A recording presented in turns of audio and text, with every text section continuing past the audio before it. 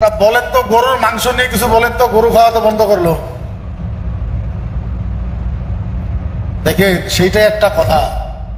এখন মকিবের মুক্তি আওয়াজ তুলে না, আমি আওয়াজ তুললে আসাম তুল পার হয়ে যাবে। আমি দেখতেছি কে কে মাত মারতেছে, কে কে সিএমের লোকে মিলিত আছে, এটা তো সব জানি আমি। আসামের মুখ্যমন্ত্রীর লোকে কোন কোন সংগঠনের লিডারের ভালোবাসা আছে, সব ডিটেলস খবর আমার কাছে আছে। আর কে কিভাবে মাত মারতেছে ওইটাও আমি দেখতেছি। আমি এবার একটু পিছিয়ে আছি, এখন পর্যন্ত আমি মাত মাতি নাই গরু সম্পর্ক নিয়ে। আমি মাতবো, সময় মাতবো। আমি দেখি যে কি করে আসামে বিভিন্ন সময় বিভিন্ন মানুষ বলে যে মুক্তিপুর মুক্তিকে কে ঠিকা দিয়েছে। এখন দেখি ইনশাআল্লাহ কার হিম্মত আছে যে ক্যাবিনেটে যেটা আইন পাশ করলো এই আইনটা বাতিল করার কার হিম্মত আছে দেখি।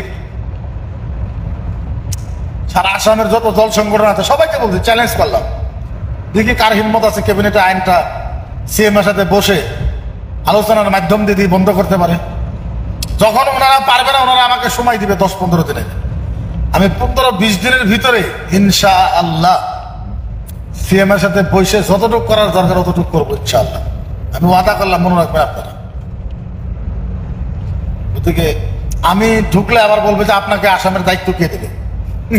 কিছু আছে না সোশ্যাল মিডিয়ার ভিতরে ডাইরেক্ট বলবে আপনাকে আসামের ঠিকা কে দিবে। আপনি চিন্তা করে এমন কি কাজ আছে যেটা আমি করি না, তারপরেও আমাকে বলে যে আপনাকে আসামের ঠিকা কে দিছে। তা বলেন তো, আমি একজন মুফতি মানুষ, তারপরে আজকে 12 বছর থেকে আসামের জন্য, ইসলামের জন্য, মুসলমানের জন্য কাজ করতেছি।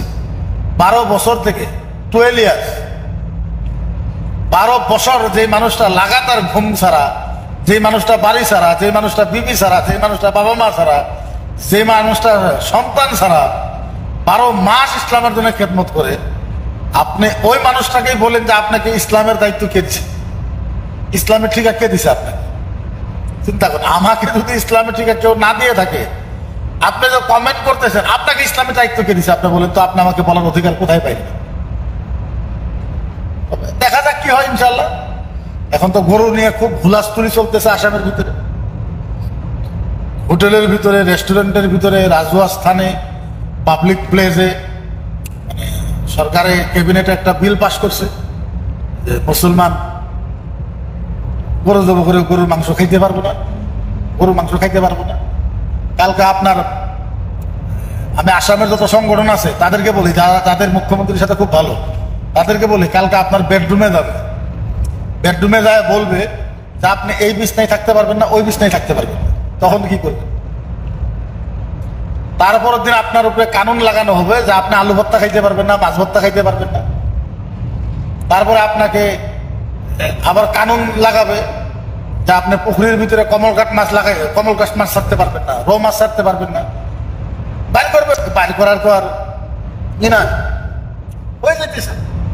আমি তো বলছিলাম, আমি বললে তো এগুলো দোষ হয়ে যায়। আমি বললে তো, আমি যদি এখন বলি এখনই তো দোষ হয়ে যাবে, এখনকার হুল্লি আরম্ভ হয়ে যাবে।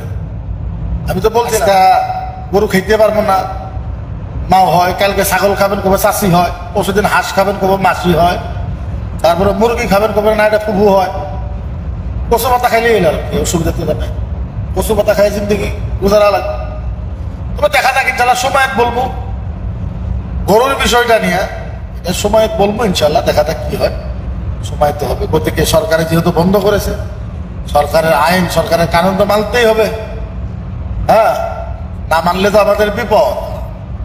আমরা যেহেতু নির্বাচন করে ওনাকে মুখ্যমন্ত্রী বানাইছি, হ্যাঁ না, আসামের মানুষের নির্বাচন করে ক্যাবিনেট মিনিস্টার করে বানাইছে। ওনারা যদি ক্যাবিনেটের সিদ্ধান্ত নেয় কেন মানবেন না? মানা লাগবে, আমরাই তো বানাইছি ওনাদেরকে, না? যা ইচ্ছা তা করবে ওনারা, করতেও আছে ইনশাআল্লাহ। ভালো থাকেন, সুস্থ থাকেন। বিদেশে যারা আছি তারা আমাকে অনেক ফলো করেন, আমি আপনাদেরকেও শুকরিয়া আদায় করি, আপনাদেরও শুকরিয়া আদায় করি অন্তরের হৃদয় থেকে।